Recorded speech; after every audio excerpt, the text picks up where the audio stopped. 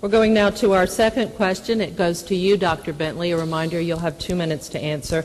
Again, sticking with the theme here, education appropriate, since we're on the campus of the University of Alabama. The state's application for Race to the Top federal funding of education came in dead last. What specific proposals do you have to improve the state's standing and make the state more competitive when it comes to such grant applications?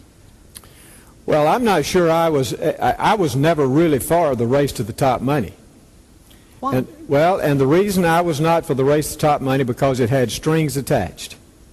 And anytime you have federal dollars that have strings attached, I'm opposed to that.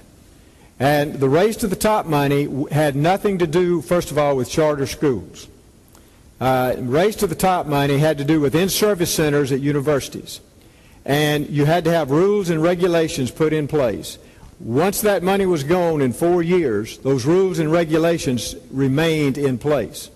So I have never been a proponent of Race to the Top money. Thank you. Commissioner Sparks, 2 minutes. Well, I was for the Race to the Top money because I believe that every school in Alabama ought to be an innovative school.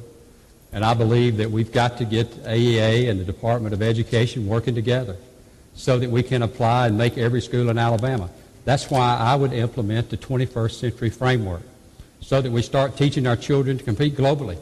You know, our children don't compete against Tennessee, Georgia, and Florida. Our children compete against India and China. And that's why we have to teach our children in a way to where they can compete globally. And that's why we need to do everything that we possibly can to go after that Race to the Top money so that we make all of our schools innovative schools so that we can compete globally. In your 1 minute rebuttal, would you like to also address, would you pursue charter school legislation as governor?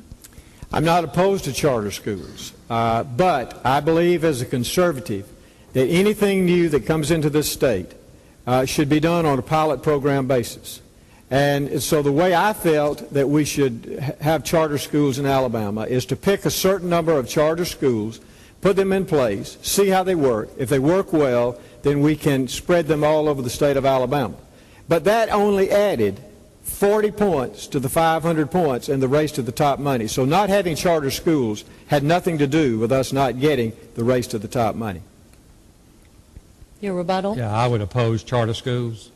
Only 15% of charter schools in this country have been successful. You know, I believe that we need to make every school in Alabama an innovative school. And we need to give every child, regardless of where you live, whether it's Wilcox County or Mountain Brook, Alabama, the same opportunity to have a quality education. And as governor, I will make that happen. And we will fight for every dollar we can get to put into our education system.